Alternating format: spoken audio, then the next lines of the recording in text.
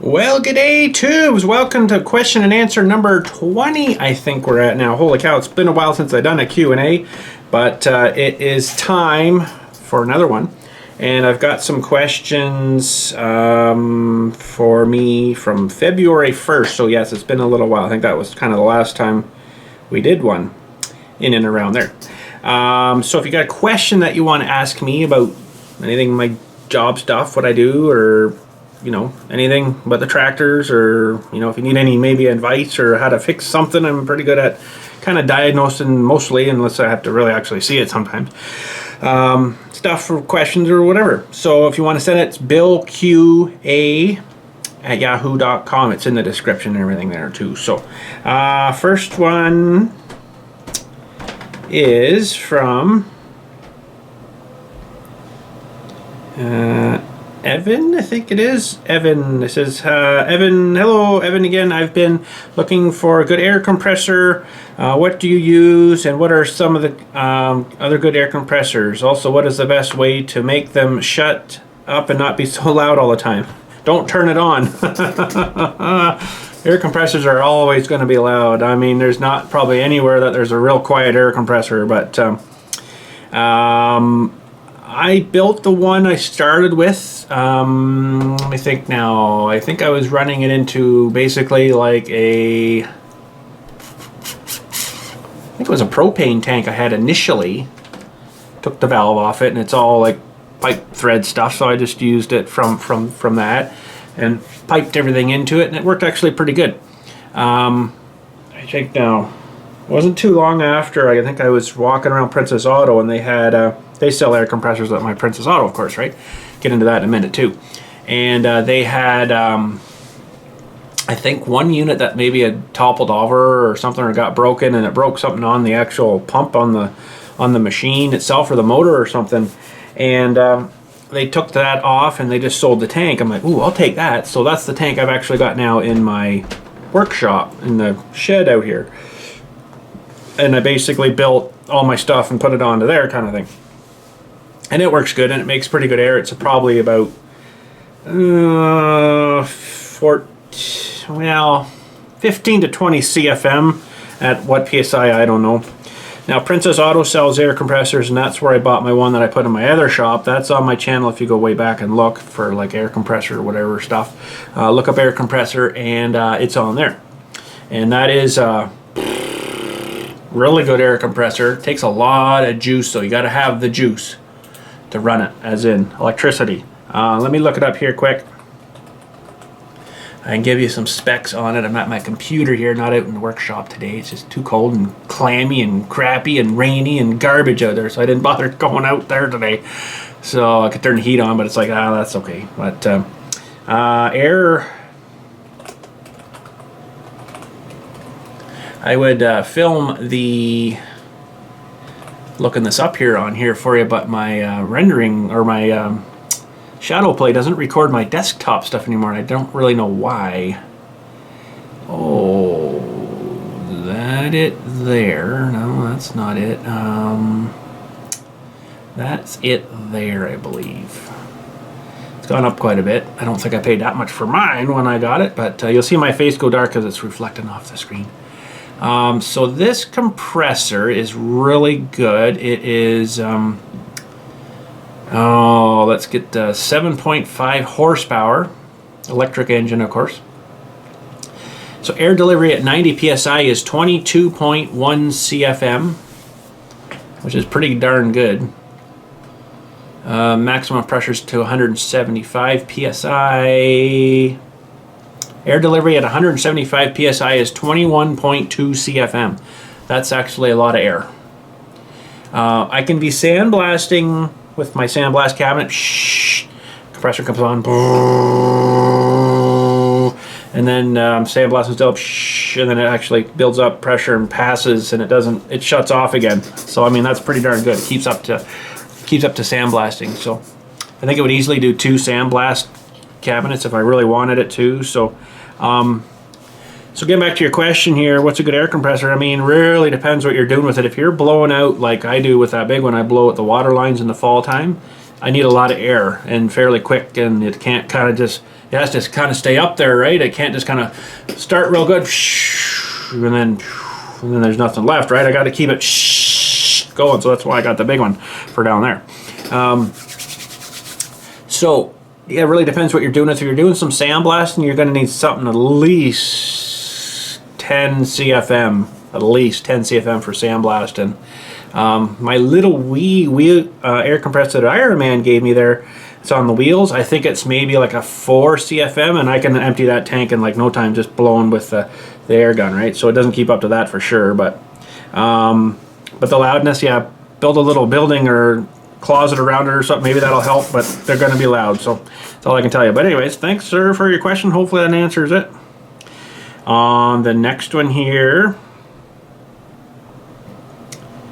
it's from Alex, February 1st at 5:29 p.m. He sent that. It says, good day, Bill. Alex from Kitchener, Ontario. Not too far from me. That's right, not too far from you, he says, but for me.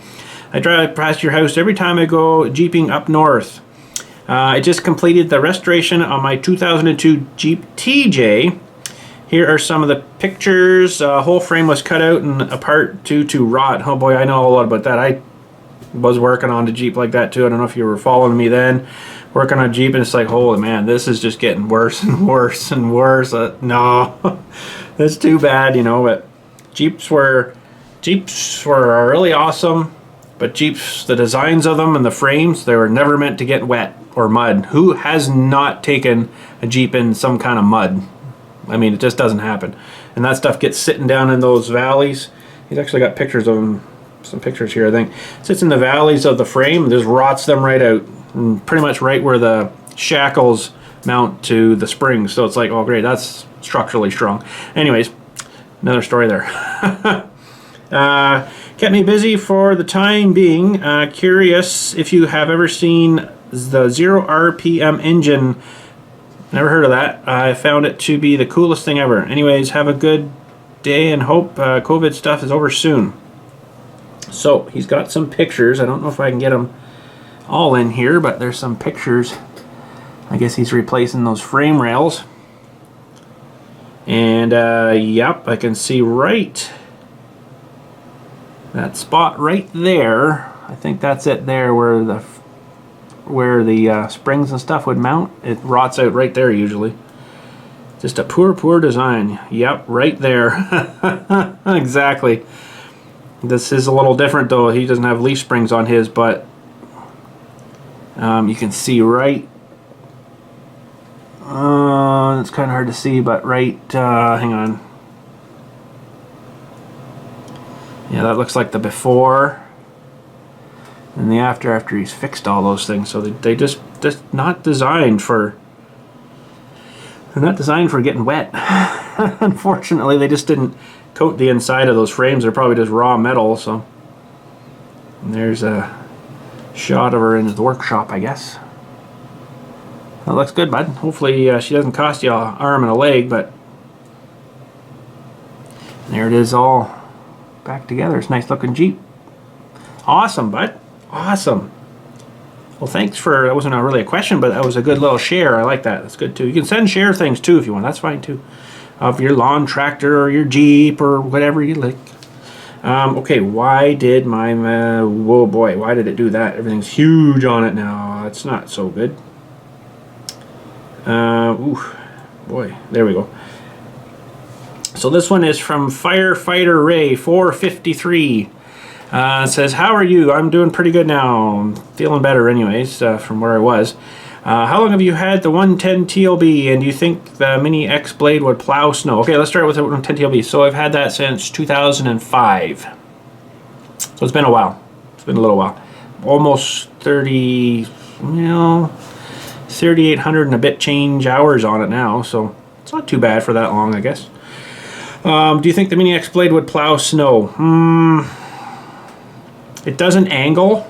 It just goes straight. So probably would, but only until it kind of overcome itself, and then it would start spilling over the top, and then you'd be running over it with a track. So I've seen it do that with the dirt, so we'd probably do that with the snow. And would you try to do it? Well, I didn't get this question soon enough, so I do apologize, but we got no snow now. But if you look back while I'm pushing dirt on some of these videos, you'll see kind of what it does there too. So thank you, sir, for sending that in. Hopefully that answers your question. And this thing is just messed up on me, and I don't know why. Oh, no, wow. Give me a minute. There we go. This is from Douglas R. And I don't know if I can pronounce your last name, so I'm not going to try. This is a suggestion, Bill, that try the new alternator you bought to get the plugs away from the engine block. You can take the 4 screws out of the alternator and rotate the 2 halves so the plug's away from the block. Oh, I remember this now. I think I mentioned that in one of the videos. I noticed, though, when I took that one alternator apart, I'm kind of glad I didn't do that. Pardon me. Because I would have had a hard time getting the brushes back in on the little armature thing there. So it actually worked out not too bad with that new alternator. He's referring to the one we put on the 800. And where the little plug and stuff, everything actually worked out pretty good with that one. So I'm going to leave that one as is, I guess. Okay. Oh, why does it keep doing that? It like moves everything down on me on my thing here. Okay, let's try this one. This is from Cameron McClintock from Garrett County, Maryland. I was wondering, what are your plans for 2021? Do you plan on building a shop this year? And do you plan on making any more candles? Ooh, I'm going to do a candle video fairly soon, actually. I got some molds in I got to do a candle video for, so that's coming up soon. Another shop, probably not with the price of wood right now. Holy crap, the price of wood is just brutal right now. I'm not paying that much. It would be cheaper for me, more of a pain in the rear end, be cheaper for me to buy one of those sawmills and cut my own wood. Bring trees in and cut my own wood. It's just ridiculous, the price of lumber at the store now. I'm not paying that for lumber. I'd rather just buy one of those, another shipping container, and just do it with that, because then it's more sealed too, right? And don't have to put nothing together. Plop her down and away go. But no, unless the wood goes down, I'm not going to be building nothing. That's just ridiculous. So they've added about another $25,000 to a house in our area here. Normal, smaller, not a huge size house for the extra cost for the lumber now. It's just ridiculous. It's just gone so stupid. So, won't be doing that, but we'll be doing a candle video soon. It's in my plans anyways. And how to get you in touch with some stickers. I'm not doing stickers right now. I'm not wanting to kind of go out to any extra places and mail and stuff, and so I'm just not doing anything like that right now until we've at least opened up more around here, and they say it's safe for us to be out now. Oh, give me a break. It's so stupid. Anyways, we'll just have to put that on the back burner for now, but eventually I'll be doing some stickers and sending some out, but for now, not right now. This COVID stuff is just so stupid. It's just taking me off. Man, it's so stupid. I don't know. They're blowing something. They're either covering something up with this COVID stuff or blowing it so far out of proportion it's not even funny. But anyways. This one is from, looks like Jim, right on the very end of the message. It says Jim. Hi Bill, how's it?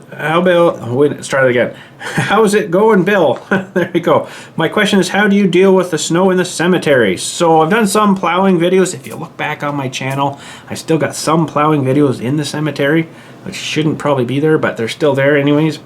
So they're still there. So if you want to check those out, you'll be able to see that. I just did one there not too long ago with the snowplow blade and...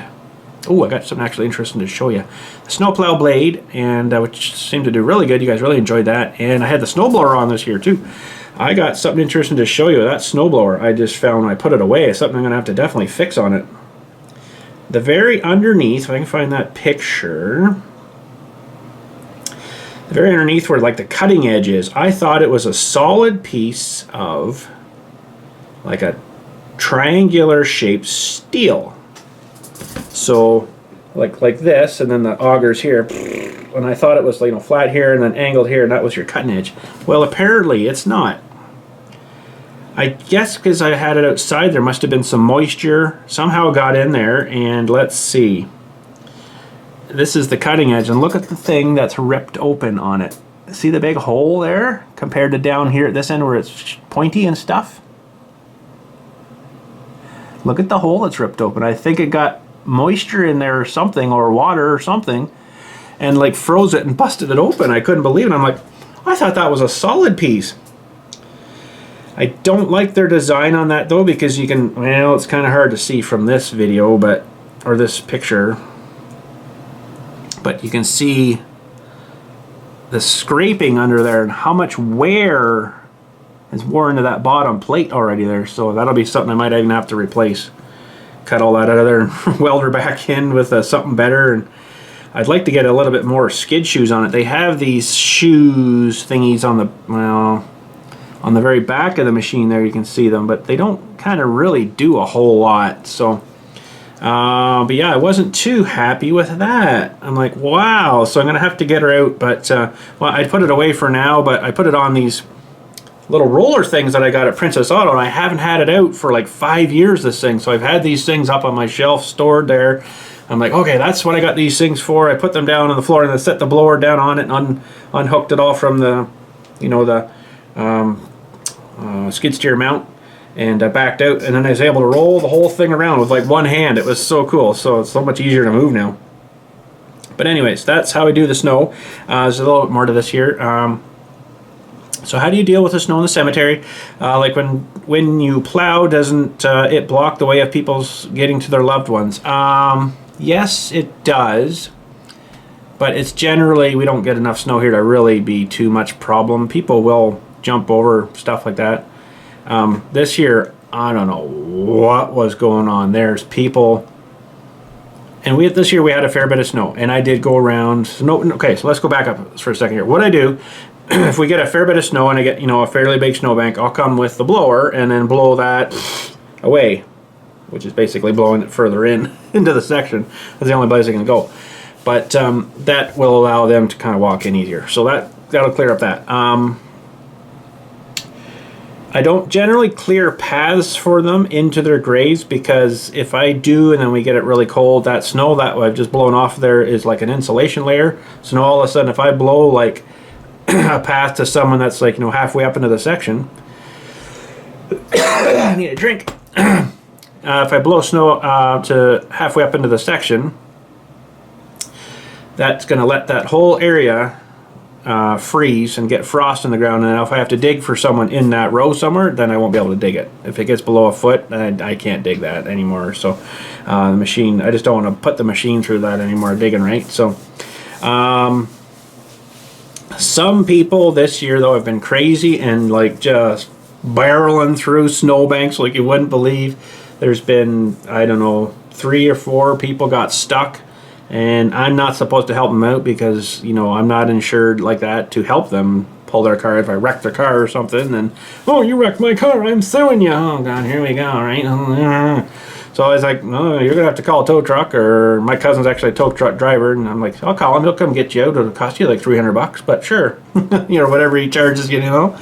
So no, I generally don't pull people out either because of that. So now if it's some old person, and I did one this year, I shouldn't have, and I didn't hurt the guy's car. I actually hooked my strap onto it and then just kind of pulled him right out. And people just, I don't know, this year, winter, oh my God, like, just stay home. You don't need to be out here getting stuck in the cemetery. Like, are you kidding me? And it's not they were getting stuck on the road, they're pulling off the road into the snowbanks. It's like, how? Why? Why are you, why? you really? Like, you want to just start, you're, holy cow, what's the matter with you people? Just stay home. You know, you don't need to be out here, and grandma's not going nowhere. You know, kind of thing. I just want to say that to them, but I never do, right? It's like, oh, I'll pull you out. And it's like, oh my God, I'm thinking about it, and I'm like, why would you pull into the snowbank? Really? People this year, I don't know, it's been a full moon every day this year, I think, this winter. Anyways, another rant. Are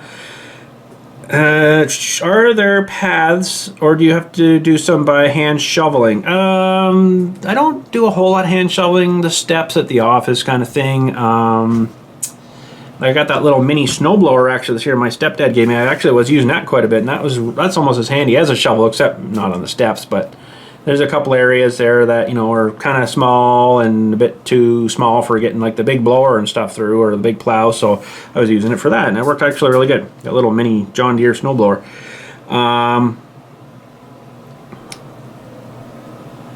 It says, long time viewer, love your videos, stay safe, be well, bud. Your bud Jim. So hopefully that answers your question, Jim. Thank you for sending that in. Okay. Throat's bothering me a little bit still, but we're trying to get through here. Next one is from Christopher White. It's Christopher from Traverse City, Michigan. Hope you and family are doing well. Same with yours. Hopefully you're doing well. We're good here so far. Everything's good. I was a little sick there, but we got through it. So can we see another? Oh, wait a minute. Do you still have the snowblower for the 110 TLB? Oh, well, you must have seen that then. So this question is probably before I had the snowblower on. If so, could you do another video of it running? And how often do you go through the cutting edges on your snow? Well, that too, if you watch that video. We've changed the cutting edge. So that cutting edge, when I got that blade, I think it was around 2013. And I used that cutting edge. I did another video when I flipped it, and I can't remember the date of that. Probably 16-ish or maybe 17-ish, somewhere around there, somewhere in that area. And then I flipped the blade, because it's a flippable blade. You can use the other side of it. And then we just changed it this year. And it was starting to get close enough that it was starting to kind of wear into the actual blade a bit. So I'm like, okay, that's probably close enough. Oh, gotta quit smoking. Oh, no, I'm just kidding. I don't do that. I'm just teasing you. So that's pretty good, you know, for all the road. That thing's hit road and gravel, and that's done a lot of plowing for me. And for that one cutting edge, it's that boron steel. That's pretty darn good. So, you know, that I can't remember what those new ones cost now. The new cutting edges, they were probably $150 or something. I don't really remember now, but that's actually lasted pretty darn good when you think about it. 2013 till kind of this year, that's pretty good. So at least you can flip it, and that helps too. So it says, thanks, Bill. Keep up the great videos. From Christopher. Well, thank you, sir, for sending that in. I'm losing my voice. I might have to go grab a drink. Hang on a sec. Okay, I think I'm not dying yet. Next one is from Kevin Button from, doesn't say where he's from, but he's from somewhere in this planet. Do you think the cemetery will replace the 110 TLB? And if they do, will you try to buy the 110 TLB from the cemetery? Well, I try to buy it. Well, depends kind of if something goes major on it, if it needs a big major repair, as in something in the transmission, something like a hydraulic pump. They're very, very expensive. So you're almost like, well, if I buy this, say, for $10,000 and it needs $8,000 worth of work, probably not. No, I don't know if I would buy it or not. I might, but like I said, it all depends what went wrong with it. If it was something like, I don't know, it'd have to be something pretty major, I think, for them to want to get rid of it. So if they get like, there's 3 hydraulic pumps on that thing. If even one of them goes, you're probably going to be at least $5,000. At least $5,000 for the pump and to install it. So, I mean, as soon as the pump goes in that thing, that'll probably be the end of it. They'll just probably trade it in, get nothing for it. They'll give them like, oh, well, we'll give you like $1,000 for that. That'll be it.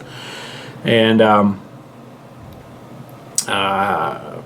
I don't know what they'd replace it with. I'd like to go with something Kubota, honestly. I drove just briefly the one guy that occasionally comes here to do concrete foundations for us for the monuments. He just got a brand new Kubota, real nice one. I can't think of what model it was, but it was really smooth. I really liked it. It seemed really nice, but there was some things about that I didn't like as in anytime you're running, you got to run it at like full throttle all the time for the emission stuff. Like, oh, I don't know if I like that. So different little things here and there, but I'd like to keep this one going as long as I can, honestly. So, but yeah, hopefully, sir, that answers your question. All right, the next one. Oh, the other air compressor question from Cameron. It says, "Hi Bill, what's your favorite air compressor brand?" One that makes air. I don't know. It doesn't really matter to me. Something that's reliable, that's not gonna, you know, cause you a lot of problems, or I don't know. The power, or no, Pro Point, I guess it is, from Princess Auto. The one I got down there now has actually been really good. I haven't had any problems with it yet. I probably should change the oil in it again, but I haven't done that for a few years. Should be probably at least once a year you change that. But no, it's been good. There's a whole whack of different ones out there. I can't say because I haven't really tried them all, but they've been all pretty darn good. So yeah, anything that, you know, doesn't cost you a whole lot and runs good. That's all you really need. So Ingersoll Rand, I guess, is kind of one of the big ones around here. I've got one of their air impact gun, and it works pretty good. Never had a problem with it. So I don't know, whatever works good for you. All right, the next one is from, well, I'm not sure. I don't think there's a name on it. But anyways, the question is, says, "Hi Bill, I have a question for you. Have you ever had a fan call the cemetery?" Yes, and I really don't like it when they do that, because I don't call them back, because that is a place of business, and there's no business people calling there for that. So,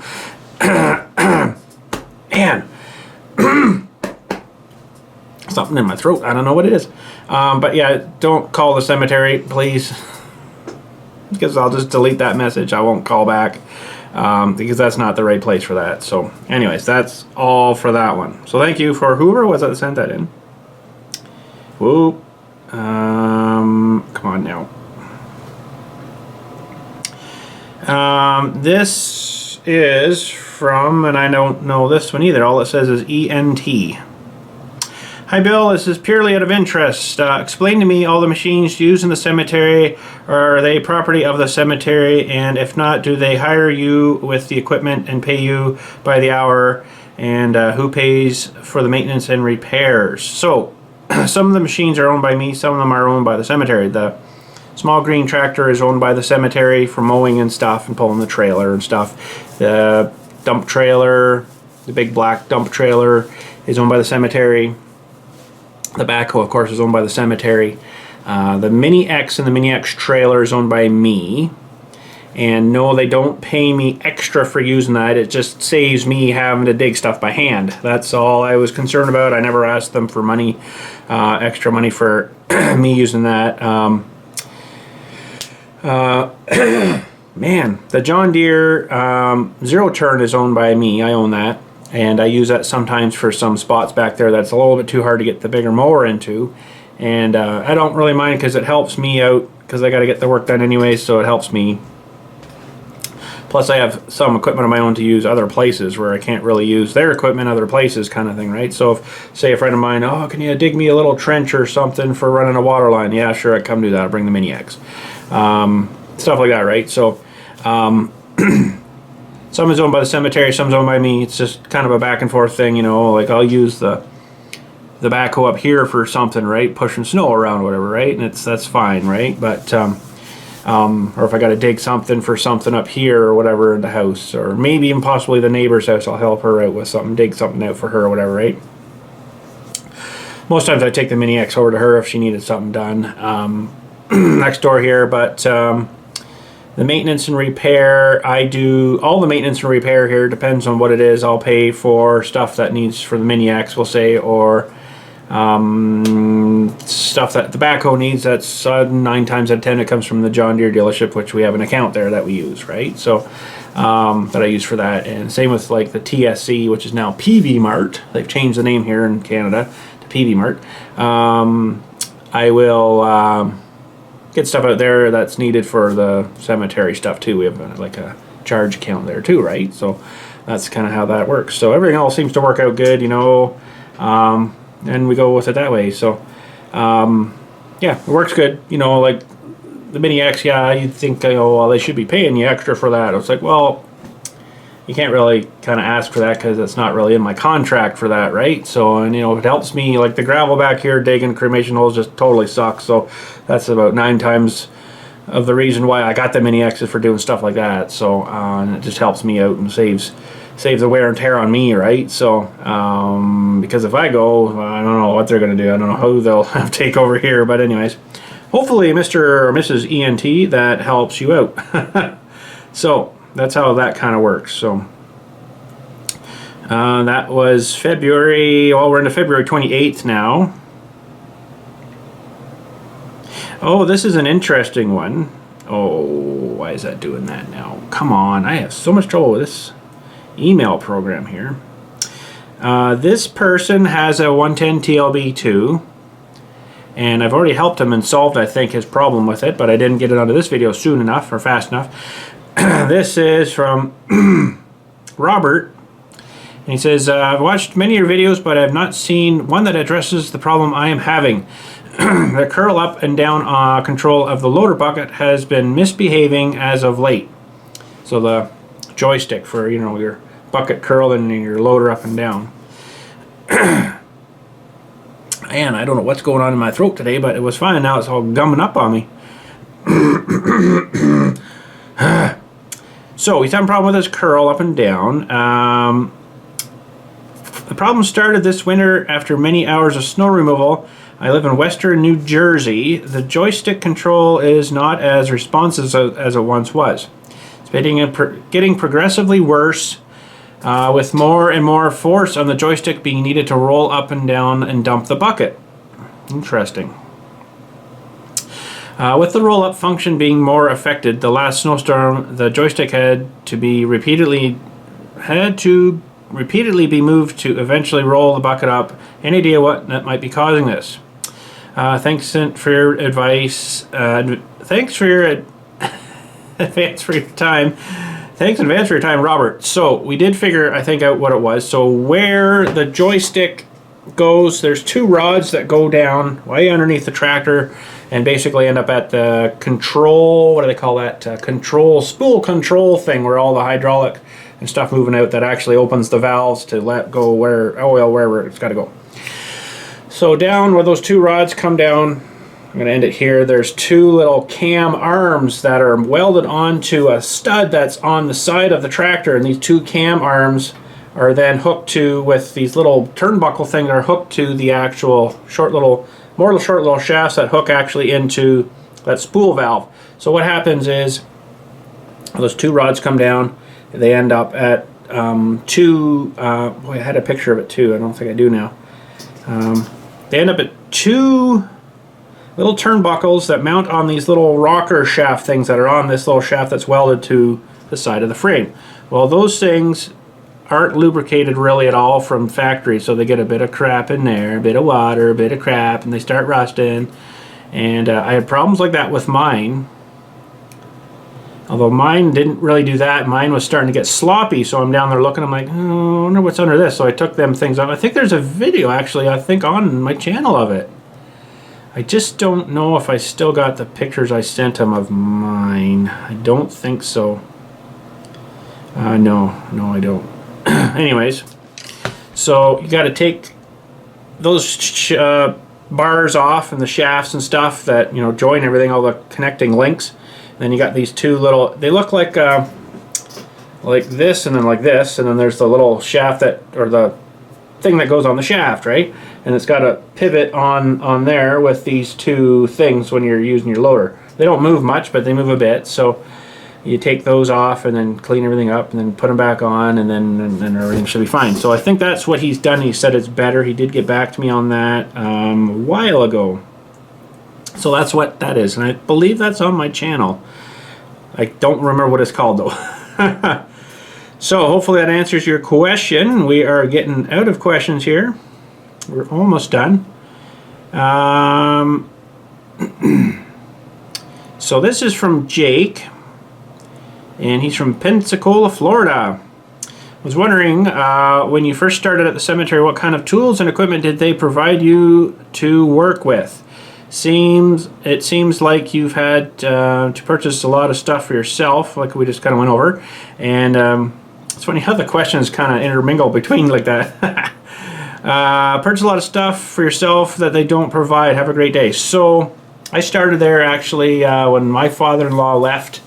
They had a Ford, like my Ford 800 out in the shed here. It was a 600 though, a little smaller. And they had a guy come and dig graves for them with another backhoe, not the one we have now. Another backhoe is a big case backhoe.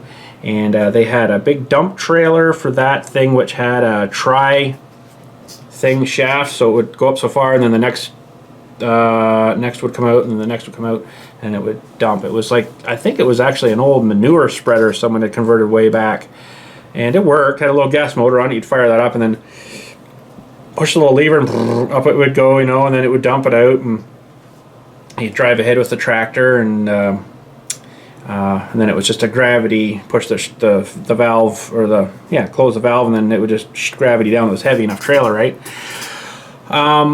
They had, so what they would do was they would take a couple of loads of trailers of dirt away and then leave the rest at the hole, covered up. You had to put plywood down and plywood sides, and there was a lot more work than just taking it all away like I do now. I take all the dirt away now. It's like a trailer and a bit extra of dirt, and you cut it all away.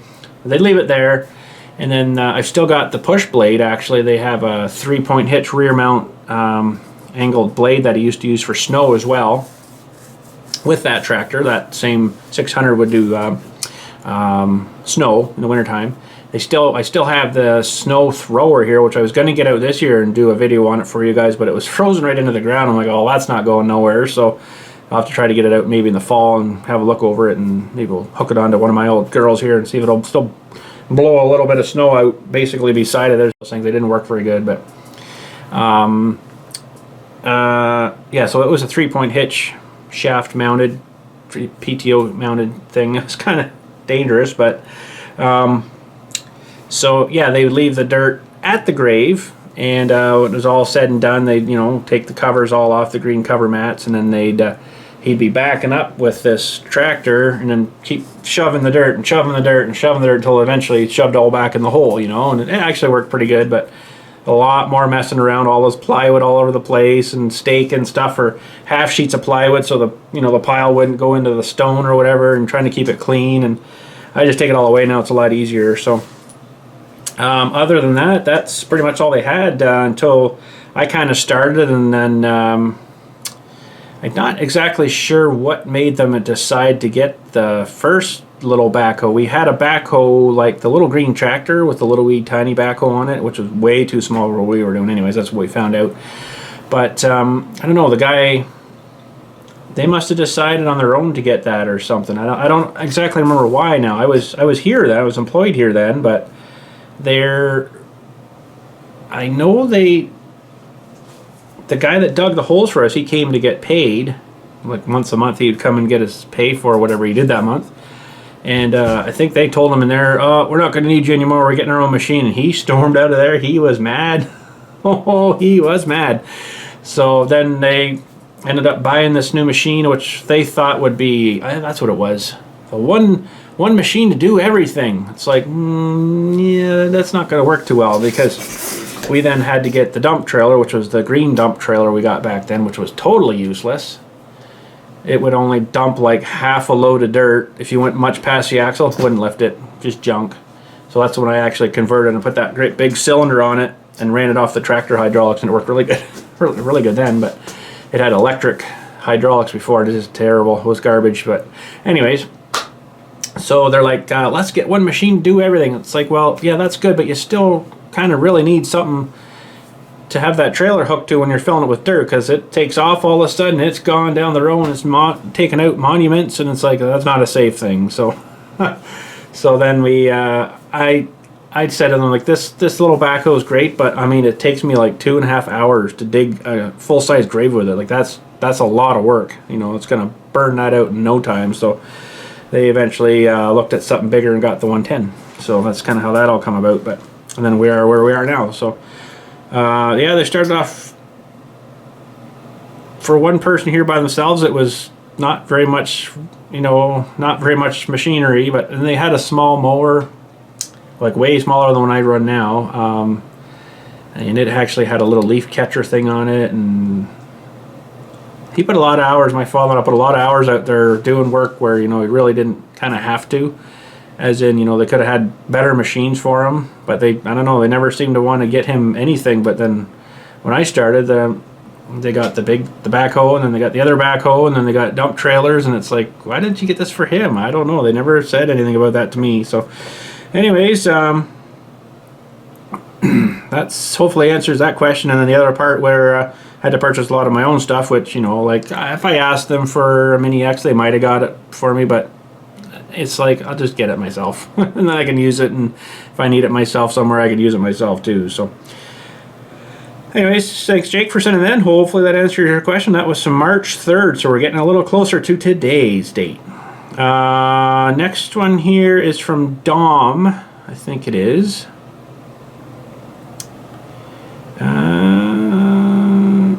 It says, hi, my name is Dominic Matthews. I've been watching your videos for many years and loving each one of them. I love watching you work in the cemetery, which I can't do anymore, unfortunately. And with you guys anyways. Sorry. And I love all your other videos as well. I do the same work in a tree plantation and Ace a nursing home. I don't know if that's the right word there. A nursing home. Some of the words aren't making sense here. So nursing home are yours quite a lot of tractors myself. I think he meant to say I have quite a lot of tractors myself. And if you'd be interested, I'd be happy to send you some pictures. I live in the UK. Thank you for your time and keep up the good videos.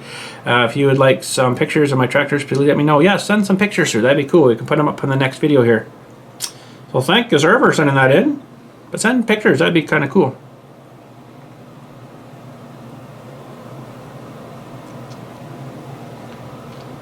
And I think that's it. I was contacted by a feller too by the name of James. He's got me a few messages here. And he wants to do a video. He's got himself one of these new wood chippers there, but I haven't really been feeling too great enough to kind of get out and do too much with too many people yet. But he wants to do a video of getting it ready and putting it on his tractor and trying it out. But he doesn't live too far from me. But one of these days we'll get up and do that. But I think that is actually it for our questions for today. So yeah, that's it. Yeah, nobody else loves me. But anyways, that's it for question and answers today. If you've got a question to send, or you want to send some pictures of something you're working on, or even pictures of your workshop, that'd be cool too. I don't mind. Send it to the email in the description down there, just way down there, and we'll put it on the show here. But anyways, that's it for today. Thanks again for watching. We'll catch you all later, and you guys have a good day.